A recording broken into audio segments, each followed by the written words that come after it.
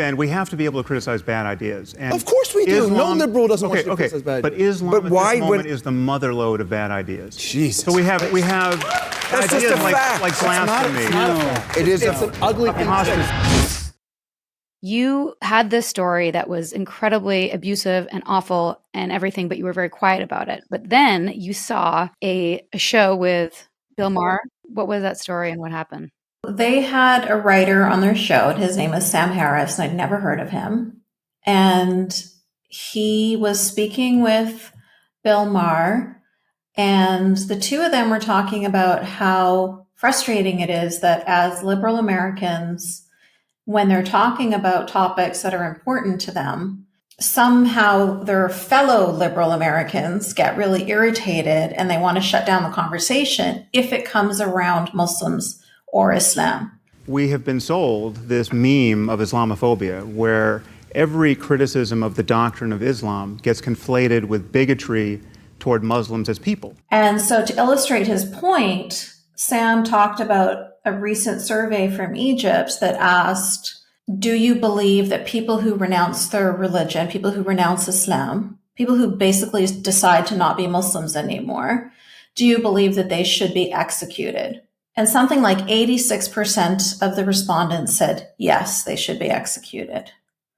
So currently in about 15 countries across the world, Muslim majority countries, you can be executed for leaving the religion. But Egypt isn't one of those countries. In Egypt, you don't get killed, you get put in an insane asylum instead. So these people polled were saying, no, we should actually just kill them. And it was a moment for me of, when people talk about like being seen and heard, like I had that moment of like, oh, I'm being represented. Like here I am, half Egyptian. I have renounced Islam. And I knew all of this to be true, but it was really, really cool to see these two men on HBO talking about us as if we mattered, It's the only religion that acts like the Mafia, that will fucking kill you if you say the wrong thing, draw the wrong picture, or write the wrong book. So here I am just about to start getting like excited, and Ben Affleck jumps in. And he's like, you're both racist, you're Islamophobic, you're this, you're that. And he shut down the conversation. I'm not denying that certain people are bigoted against Muslims as people. And that's a problem. Big of you. But why are you so hostile about this concept? It's gross. It's racist. It's not. But it's so nuts. It's like saying those stateless, shifty Jew. You're not listening Absolutely to not. what we are saying. So it was like this perfect little microcosm of like the problem. And the problem is that we can't even talk about the problem.